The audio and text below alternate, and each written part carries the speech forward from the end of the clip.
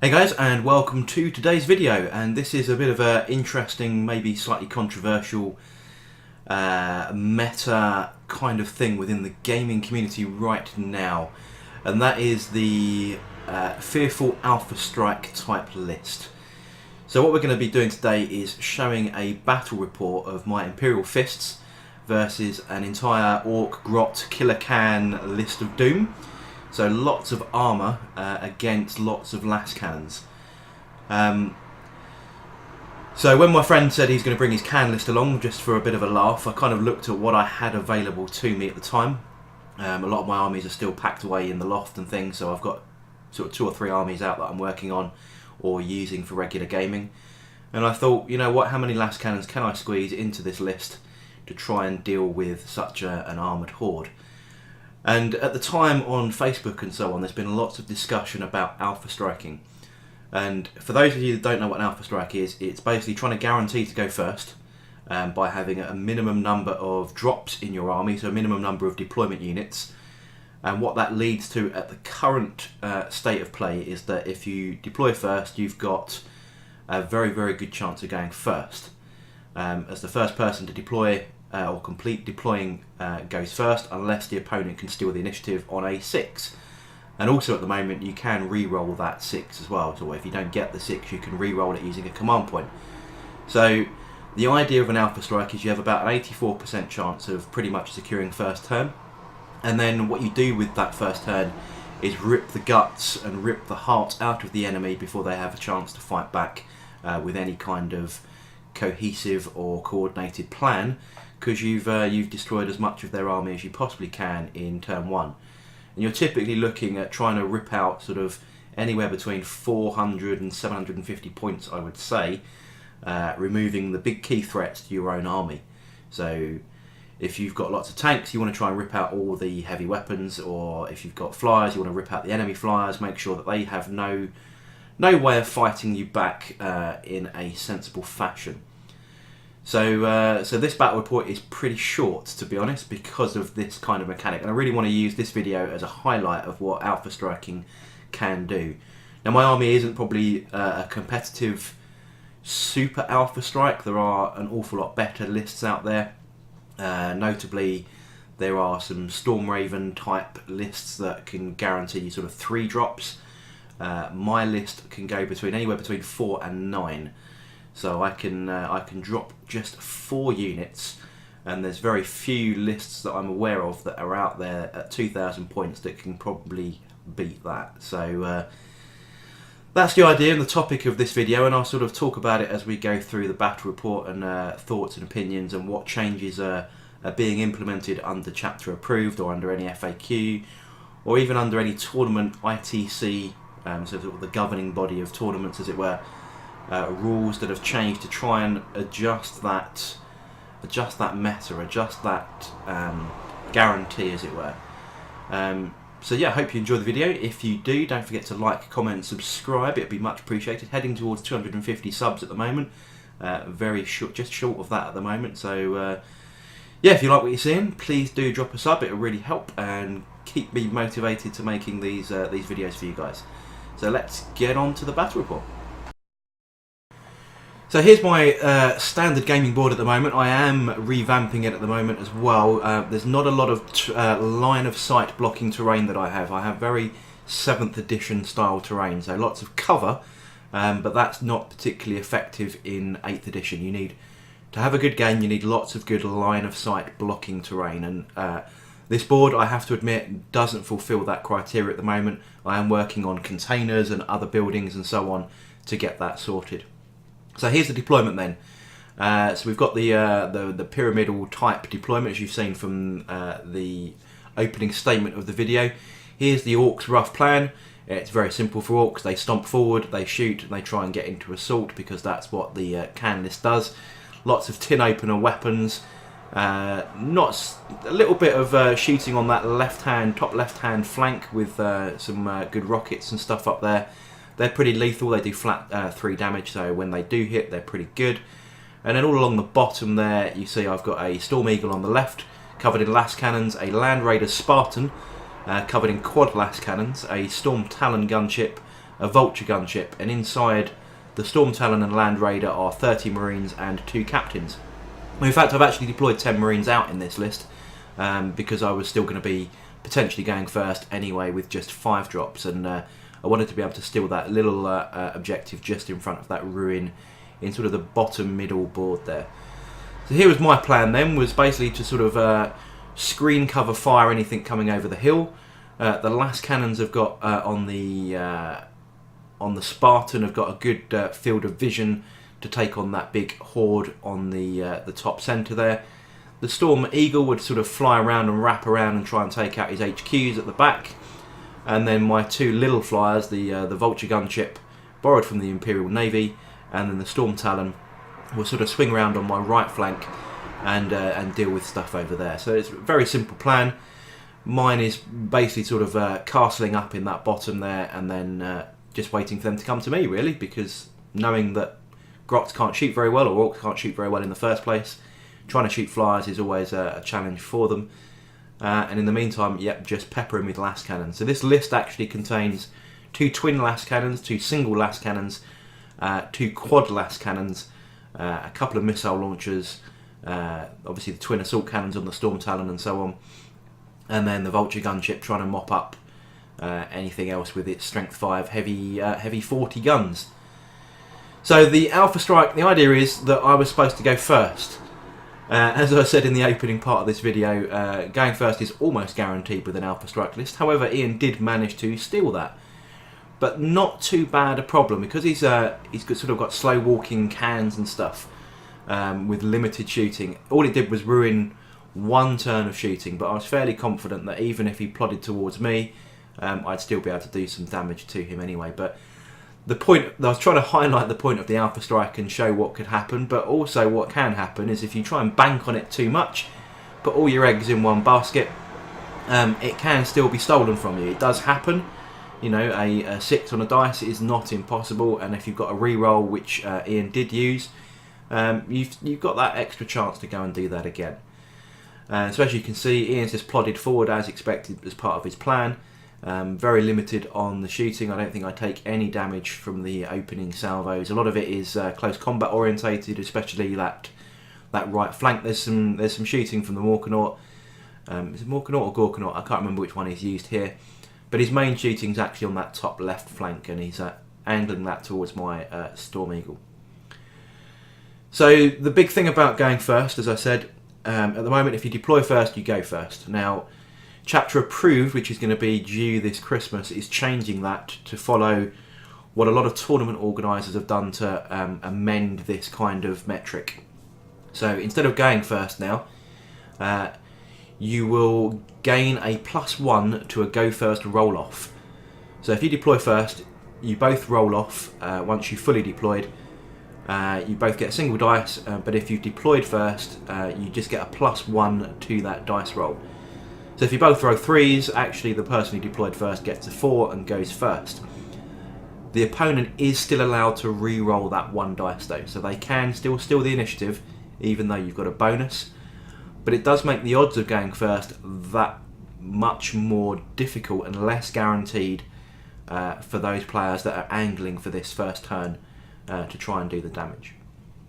As you can see, Ian's sort of checking some of the range of his smaller guns that he's got. Most of it is out of range at this stage.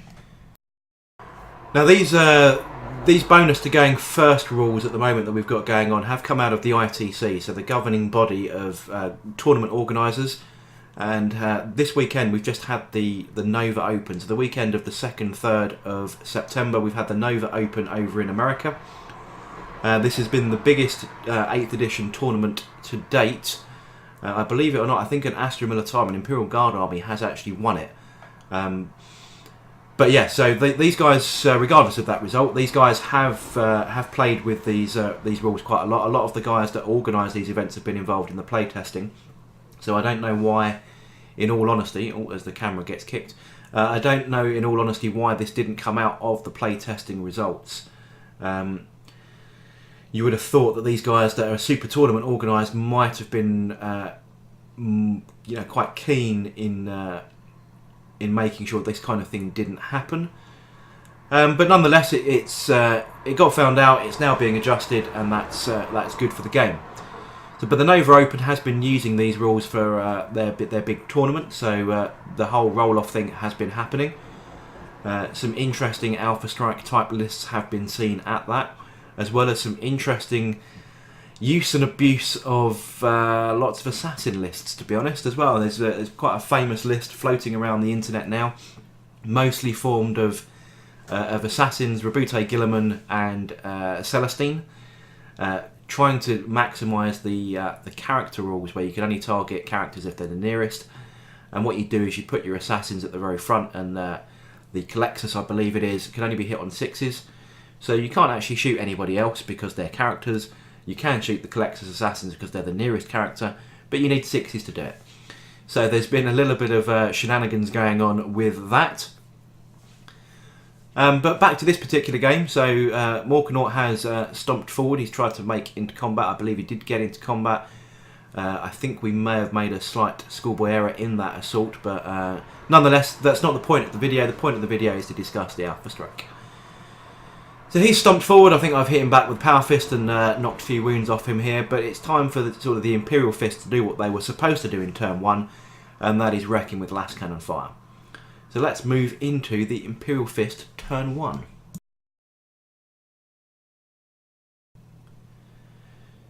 So, obvious, first thing you've got to do is move any troops out of combat, because that means you can't shoot that particular unit. Okay, those guys aren't going to be able to fire back, but when you've got sort of 3 or 4 Marines, it's not really a biggie. Although if you're an Ultramarine these days, you can fall back and still shoot with a -1 modifier. But I'm Imperial Fists, so...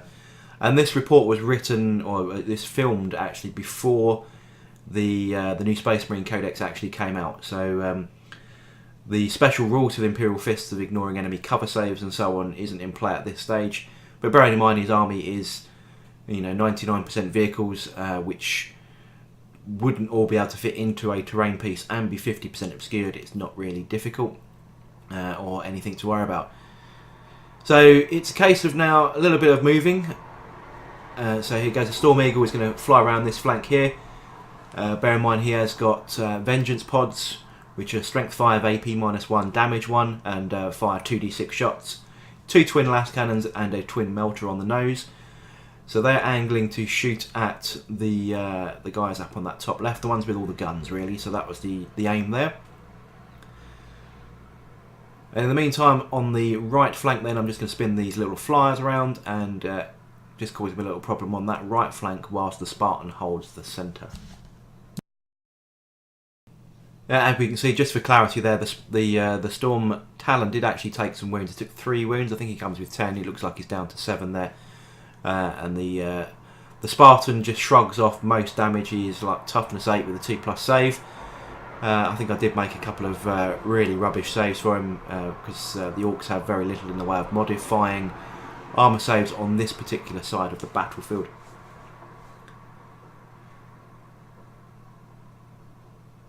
However, the Storm Eagle did get a little bit shredded. I mean, he's straight down to, I think, 7 wounds himself. He starts with 16, and he was hit by an awful lot of missile launchers, which do a flat 3 damage. And yeah, not so much. I think they're AP -2, so I was saving on 5s, and he did get an awful lot of hits and wounds against me.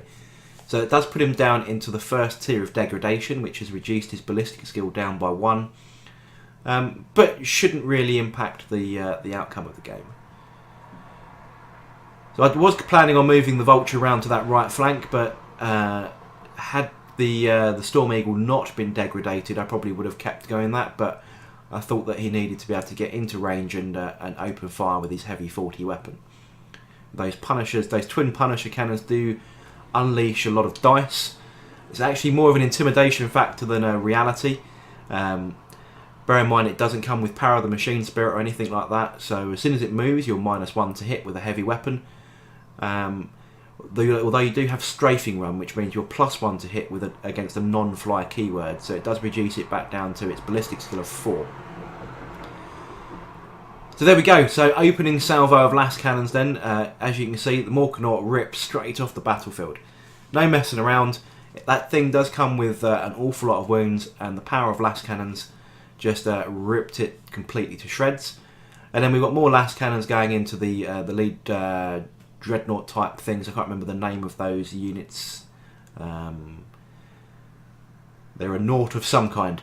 So the first one also shredded. So I think I split fire actually the two quad las cannons.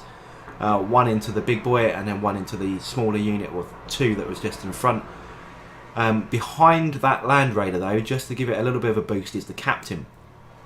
Captain giving rerolls of 1s to all units within 6 inches of him as part of his aura ability. So any of those las cannons, I'm hitting on 3s, rerolling 1s, good chance of making sure those things hit. And they wound all of his army on a 3 and then cause d6 damage. So, but we can see the Vulture is obviously firing here. That's a lot of dice going on. So, and he's firing into that back unit of cans there. The Storm Talon's already fired and taken and put some damage into them as well. And although it does fire lots of little bullets, it's more aimed at firing at your Imperial Guard or your Hormagaunt Horde type lists rather than firing at armour. So if I was to build a more dedicated Alpha Strike, I'd probably have another Storm Talon in its place, or even a Storm Hawk, just to get more las cannons into the list. But it is what it is, and I only had 3 flyers available to me, and I wanted to take an air wing detachment for that extra command point, so I stuck in the Vulture gunship just for that effect really. And they're quite cheap. I think they come in at 160 points fully loaded with a heavy bolter and those 2 Punisher cannons. They're quite tough and they do rock 14 wounds, so they're pretty good. So here I'm just checking the distance between the Land Raider for an incoming potential charge from that tin opener. So this is where I let fire the Storm Talon and split its fire. So I'm going to fire the 2 las cannons at that lead big boy, and then the twin assault cannons into that rear unit holding his objective. So the assault cannons first. They only do flat 1 damage at -1, but they are quite strong, so they do wound these little walkers quite easily. But yeah, just knocking out sort of 1 there and then moving on and just taking some damage on the other one. The 2 las cannons, however, straight into that big walker and then just ripping it a new one as well.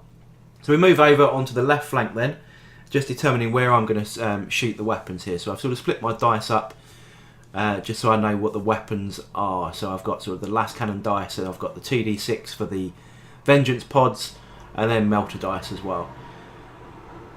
So just working out how many dice I've got from the vengeance pods, and then just firing those in, and they chip out a wound. Again, they're ideal anti-infantry rather than anti-vehicle. But yeah, so and plus it's degraded as well. So remember, it's only hitting on 4s now rather than its usual 3s. So it's not quite as effective as it should be, but it still did a little bit of damage. Not enough though, as you can see. Lots of those units are still on the board. But the heart of his army, though, the whole point of the Alpha Strike, is going back to the topic of the conversation here, is the whole point of the Alpha Strike is to rip the guts out of the army. Now, his Morkanaut and his 2 big dreadnoughts, I can't even remember the name. Why can't I remember the name of them? I should really look it up before I started recording the commentary, really. But yeah, those 2 other big walkers, the sort of the big dreadnought equivalents, already gone. And then a number of the smaller cans have also been destroyed, and it's only been turn 1, and for the most part he is completely out of range of doing any kind of retaliation. So he can't assault the flyers, and my only ground vehicle is miles away from any of his units. So that means that any next turn, yeah, he's not going to be doing a lot. So he's just going to have to be trying to rely on a little bit of shooting and then try and take objectives. And just play the mission. So we spin into Ork turn 2, and as you can see, Lads is my little subtitle for the video, or for the video section, as yeah, the biggest units of his army have already been destroyed, and they were destroyed pretty damn quickly. Those las cannons causing multiple wounds is just horrendous, especially against this armoured list. And as I said, I took the list on purpose to kind of either highlight or make the point of the video, and we can see what kind of impact that's had. So what he's doing is he's moved his little Killa Kans back there to hold that rear objective. I believe it's one of his cards, is to make sure he secures that, and then send the other two off in a distracting kind of manner. In the meantime, the other guys have just stomped up the top of the hill onto that skull piece of terrain, and then he's doing his limited amount of shooting, because the most of these guys, as I said, are close combat orientated. So there's some sort of scorchers and some big shooter kind of action, but nothing that's going to do mega damage over on this right hand flank. His HQs are actually mechs with shock attack guns, so that is probably his only ranged weaponry at the moment.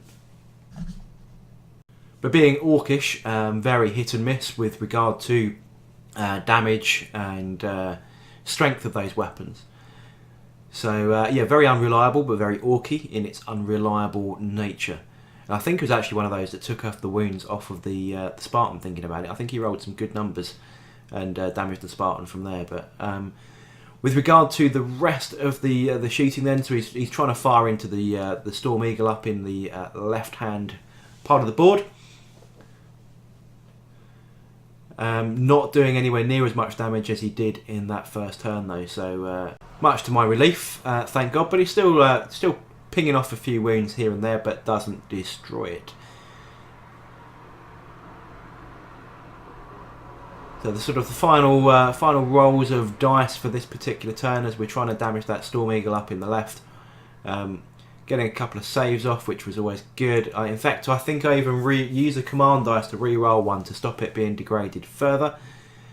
That's always a good place to use a command point. If you're relying on a particular model and it degrades, and you're at that point where you've taken that extra bit of damage and that's going to knock it into the next category, that's always a good place to use one of your command points to try and save that, because it can make a massive difference. Degraded vehicles is huge, or degraded monsters are massive.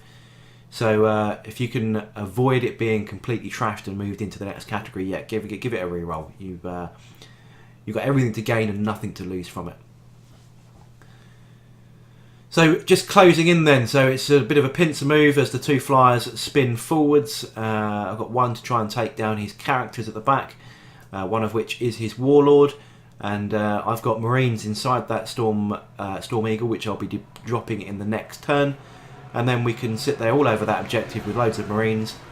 And in the meantime, the Storm Eagle can still fire in 360 degrees. Remember, there's no fire arcs in 8th edition. So he'll be able to fire backwards, which is always a nice thing. I know it's quite controversial, the fire arc removal. But you've got to imagine that Storm Eagle was firing as he flew over the top. So it would have been in his fire arc, and he would have been ducking and diving and flying up and down, firing into those cans, who would have also have been moving themselves. Remember, it's a fluid game that's frozen in time just to allow us to roll dice. So the whole fire arc thing for me, I think, is a bit of a non-entity argument. Really, people just don't have imagination. They think that you move and then you stop, and then the enemy stops, and then you're allowed to shoot, and then they don't do anything. Which is utter rubbish, you know. It's all about imagination. It's a science fiction game, so yeah, stop talking about it. It's boring me. Yep, all the flyers and stuff are all pinking into those little back guys there and shredding some wounds.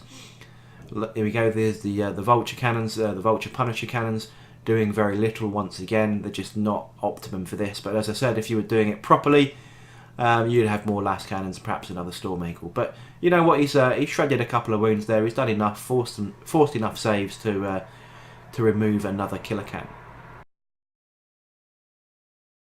So there's still those two units in front of the Spartan, or a little bit further forward than the Spartan, sort of mid-table. But in the meantime, the Storm Talon is going to do its thing and still continue to fire into that rear Killa Kan. The assault cannon's not doing their job this time, just taking some wounds off, but not finishing the unit. So it's still got a couple of last cannons to go as well. So we fire those two last cannons. 2 hits, one and a couple of wounds, lots of damage, and there goes another one. So that kind of still leaves one can there. I'm not overly fussed about it. Maybe morale can deal with that one. As you know, still a model that can be affected by morale in this game. Quad las cannons then at the two dudes in front. So they're two separate units splitting fire. Las cannons going one way, las cannons going the other way. And not killing it. So one of them was severely battered but not dead. The other one removed.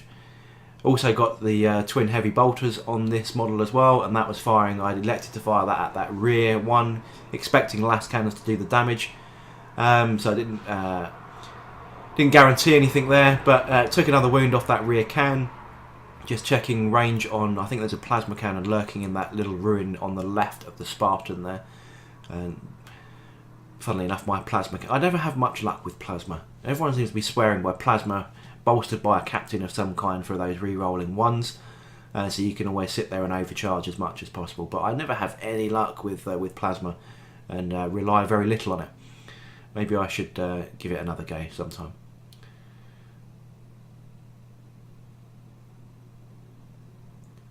The Storm Eagle then is trying to do his thing up in that top board, and that removes one of those characters straight away. The other one is the Warlord though, so he's still not dead. But the other guy did meet his doom.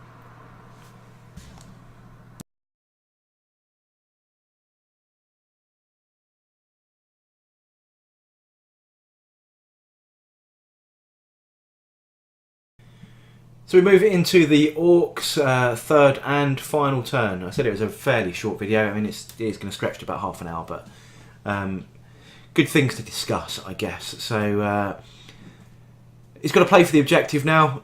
So he's got that objective in front of those trees. So he's going to advance those cans in the middle. Pretty much, you know, there's not a lot left of this army. I mean, it does look like there's still, 2, 4, 5 cans there. Not going to be doing a huge amount, and then there's those cans up in the top there. Again, they're going to try and just no guts, no glory, try and get rid of the Storm Eagle. But other than that, I think we're now checking the victory points and so on, how many objectives we've secured. And the Orcs are on a very, very low number, and the Imperial Fists have done what they needed to do. They've claimed a couple of objectives as they've gone through. And we've got that one that's being with the Storm Eagle on the top at the moment. That's just underneath that right hand wing, and there's still plenty to score, but the effectiveness of this Orc army is all but gone. So it's a little bit clutching at straws. Such is the power of las cannons versus lots of armour. And just again going back to the point of the Alpha Strike. So had I gone first, what would have been different here? If we'd had the same damage output from the first turn, had he not stolen the initiative, I think this would have been over in 2 turns rather than 3. Just by having that initiative stolen, he's forced an extra turn of movement from his army. But again, after the first salvo of fire, when he doesn't have any range to come back at me, it still ripped the guts out of the army. But the point of the Alpha Strike is to deal with that on first turn, and. Yeah, that's the risk. If you get stolen, you get stolen. You have to deal with it. And his list wasn't really geared up to return fire and cause the damage back at me, having stolen the initiative. So there we go. So let's move into the Imperial Fists final phase then. It's all about taking those objectives. So I've deployed Marines and a jump pack captain out of the Storm Eagle before it moves, just to take on his HQ that's sitting there, his Warlord. I've also jumped some troops out of the Spartan so they can get some shots off, because they've got a missile launcher in there as well. Just wiggling that round, and it's a case of can I table him or not, or just worry about the objectives and just make sure we deal with that. So at the moment I'm sitting pretty on 1, 2, 3 of the objectives. There's another one, and the other 3 are on the left hand side of the board. So it's just a case of can I finish him off and just get as much of as much death as possible. And as we'll see, I don't fully wipe him out in this particular game. Just killing off his warlord up in that top corner now. Lots of rapid fire bolt guns going on. I think he chins a few saves there. He's minorly wounded, but you know the captain will go in there and smash him with a relic blade, which isn't too bad a weapon. But in the act, I think I had a melter gun in that unit. Is there a melter gun in that unit? I think there could well be a melter in there, and that's just removed his last wounds, and that's just done that. And then we've still got that one little can there that Storm Talon is going to pick on. That's opening up with its assault cannons, twin assault cannons, and its 2 last cannons. Buckets of wounds, 1, 2, 3. Not quite killing it off. Do the last cannons do it?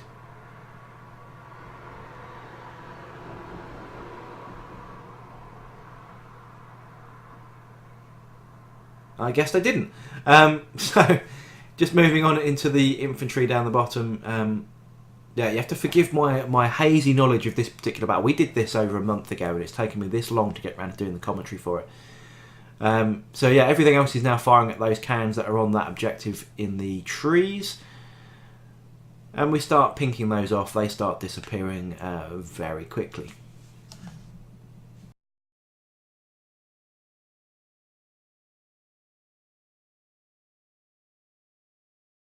So the first can is gone. We're rolling some more damage. We're firing heavy bolters and all kinds of stuff into there now.